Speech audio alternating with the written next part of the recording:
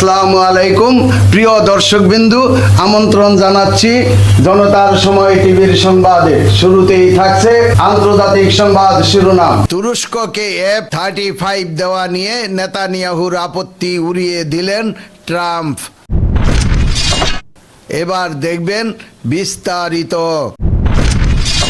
মার্কিন president Donald Trump সম্ভাব্য F-35 যুদ্ধবিমান বিক্রি নিয়ে তুরস্কের বিরুদ্ধে ইসরায়েলের আপত্তিকে গুরুত্ব না দিয়ে বলেছেন, যুক্তরাষ্ট্র কোনো দেশকে কি প্রতিরক্ষা সরঞ্জাম বিক্রি করবে তা কোনো বিদেশি নেতা নির্ধারণ করতে পারেন না।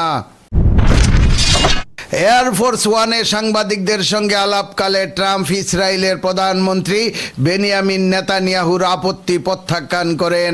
তিনি তুরস্ককে যুক্তরাষ্ট্রের অসাধারণ মিত্র হিসাবে উল্লেখ করে বলেন, আঞ্চলিক বিভিন্ন ইস্যুতে বিশেষ করে সিরিয়া প্রসঙ্গে আঙ্কারা ভালো ভূমিকা পালন করেছে। খবর ইয়েনি সাফাকের। ট্রাম্প বলেন, তুরস্ক হয়তো ইসরায়েল বা নেতানিয়াহুর বড় সমর্থক নয়, তবে যুক্তরাষ্ট্র ও তুরস্কের সম্পর্কে এখনও শক্তিশালী রয়েছে। তিনি ইঙ্গিত দেন যে তুরস্কের কাছে F-35 যুদ্ধবিমান বিক্রির বিষয়টি পুনর্বিবেচনা করা হতে পারে।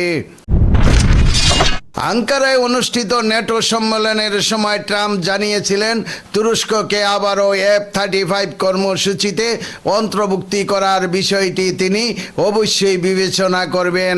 উল্লেখ্য, 2019 সালে রাশিয়ায় তৈরি S-400 ক্ষেপণাস্ত্র প্রতিরক্ষা ব্যবস্থা কেনার কারণে তুরস্ককে F-35 কর্মসূচি থেকে বহিষ্কার করে যুক্তরাষ্ট্র। ওয়াশিংটনের দাবি ছিল S-400 ব্যবস্থা F-35 যুদ্ধবিমানের নিরাপত্তার জন্য ঝুঁকি তৈরি করতে পারে। তবে তুরস্ক বরাবরই এই অভিযোগ প্রত্যাখ্যান করে আসছে। আঙ্কারার দাবি, S-400 ও F-35 একসঙ্গে পরিচালনার কোনো সমস্যা নেই। বিষয়টি যাচাইয়ে একটি যৌথ কমিশন গঠনেরও প্রস্তাব দিয়েছে দেশটি। তুরস্কের মতে F-35 কর্মসূচি থেকে তাদের বাদ দেওয়া নিয়ম বহির্ভূত ছিল এবং এই যুদ্ধবিমান দেশটির পাশাপাশি ন্যাটোর সামরিক সক্ষমতাও আরও শক্তিশালী করবে। প্রিয় দর্শকবিন্দু, আজকের প্রতিবেদন এই পর্যন্তই শেষ করছি। আমি মনসুর রহমান পাশা, জনতার সময় টিভি। আল্লাহ হাফেজ।